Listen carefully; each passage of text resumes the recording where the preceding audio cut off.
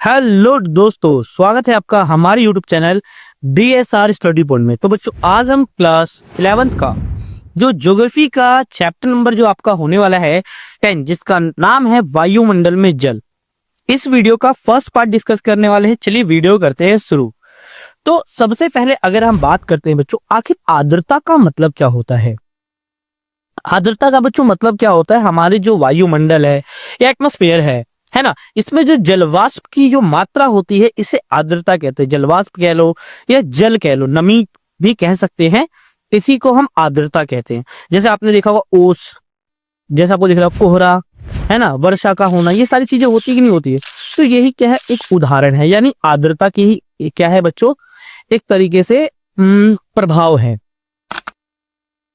आर्द्रता के प्रकार कितने होते हैं बच्चों, जैसे कि हम पहले बात करेंगे निरपेक्ष आर्द्रता। निरपेक्ष आर्द्रता का मतलब क्या होता है बच्चों, यानी वायु की जो प्रति इकाई आयतन में क्या होता है, जलवाष्प की जो मात्रा मौजूद होती है उसे निरपेक्ष आर्द्रता कहते हैं, और इसे प्रति घन मीटर में क्या किया जाता है, व्यक्त किया जाता है। दूसरा आता है बच्चों विशिष्ट आर्द्रता। विशिष्ट आर्द्रता का मतलब क्या है बच्चों, वायु की प्रति इकाई में जो आर्द्रता का वजन होता है, यानी भार को हम क्या कहते हैं, विशिष्ट आर्द्रता कहते हैं। कॉमन सी बात है, वायुमंडल में जो आर्द्रता होगी, नमी होगी, उसका कुछ ना कुछ वजन होगा, उसे विशिष्ट आर्द्रता कहते हैं। इसे ग्राम प्रति किलोग्राम में व्यक्त किया जाता है। तीसरा आता है बच्चों सापेक्ष आर्द्रता, यानी इसमें क्या होता है बच्चों, किसी भी तापमान पर वायु में जो उपस्थित जो जलवाष्प है ना, या उसी तापमान पर उसी वायु की जलवाष्प धारण करने की क्षमता क्या कहलाती है, सापेक्ष आर्द्रता कहलाती है। कि किसी वायुमंडल में आपने देखा होगा ठंडियों के टाइम में हवा जो होती है काफी आर्द्र होती है, हवा में क्या होती है, नमी होती है। लेकिन गर्मियों में टाइम पे क्या होता है बच्चों, तापमान ज्यादा होता है तो हवा क्या होती है, शुष्क होती है, उसमें आर्द्रता की बहुत कमी होती है ना। और इसे प्रतिशत मात्रा में क्या किया जाता है, मापा जाता है या व्यक्त किया जाता है। अब आता है वाष्पीकरण, यानी इवेपोरेशन किसे कहते हैं। तो देखो, साधारण अगर देखा जाए ना, तो जल का तरल या गैस में बदलना ही क्या कहलाता है, वाष्पीकरण कहलाता है। और इसी से क्या होता है, बादलों का भी निर्माण होता है। वाष्पीकरण किन बातों पर निर्भर करता है, तो बच्चों वाष्पीकरण के लिए सबसे इंपॉर्टेंट होना चाहिए तापमान। दूसरा होना चाहिए वाष्पीकरण कितने बड़े स्तर पर हो रहा है, यानी कितने बड़े जगह पर हो रहा है, यानी विस्तार भी क्या करता है, प्रभावित करता है। और दूसरा हवा की गति, यानी पवन का वेग। ये तीनों चीजें क्या करती है, कहीं ना कहीं वाष्पीकरण को प्रभावित करती हैं। वाष्पीकरण की गुप्त ऊष्मा भी होती है। जैसे मतलब क्या होता है, जो 1 ग्राम जल को, है ना, इवेपोरेट होने के लिए, है ना, 1 ग्राम जल को इवेपोरेट होने के लिए कितना, 600 कैलोरी की जरूरत होती है। 600 कैलोरी ऊर्जा यानी की जरूरत होती है। और इसी को हम क्या कहते हैं, वाष्पीकरण की गुप्त ऊष्मा कहते हैं, यानी लेटेंट हीट कहा जाता है इसे, जितनी मात्रा में।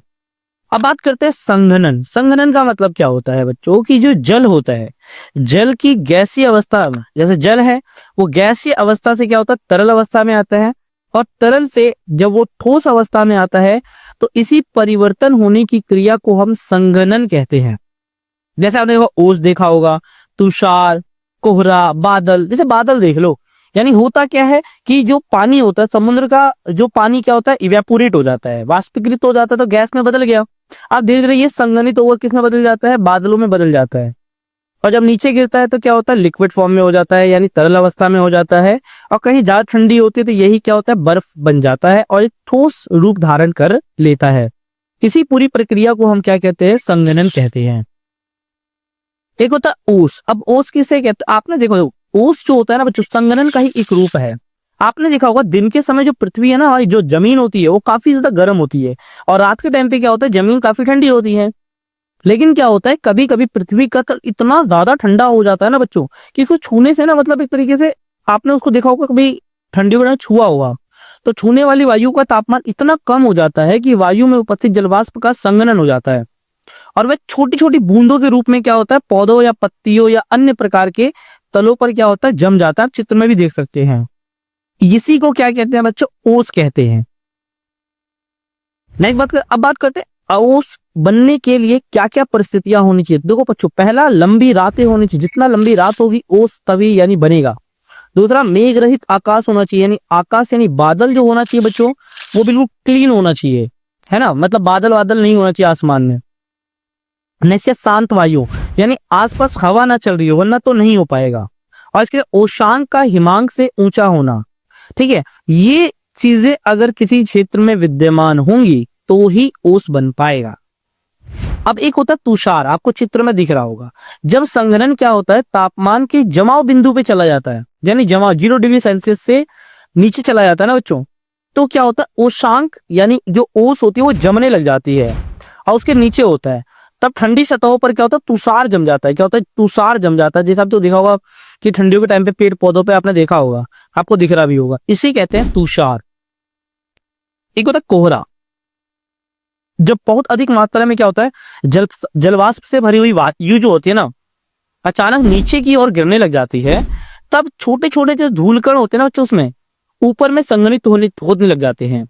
इसलिए कोहरा एक तरीके से बादल ही है जिसका आधार सतह से काफी ज्यादा बहुत पास है। जैसे कोहरा एक बादल ही होता है, लेकिन उसका आधार क्या होता है, बहुत कम होता है, जमीन से काफी पास होता है, लेकिन इसमें धूलकण भी होते हैं। हर कोहरे को देख के मत समझना, कई जगह प्रदूषण भी होता है, ठीक है। अब बात करते हैं, एक होता है कोहरा, एक होता है कुहासा। दोनों में डिफरेंस क्या होता है? कोहरा जो होता है ना बच्चों, कोहरा कुहासे की अपेक्षा अधिक शुष्क होता है। शुष्क का मतलब क्या होता है, थोड़े गर्मी टाइप से होता है।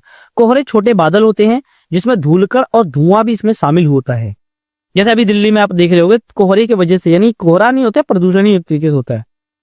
मैं बात करूं कुहासा, कुहासे में कोहरे की अपेक्षा ज्यादा नमी होती है, आर्द्रता ज्यादा होती है।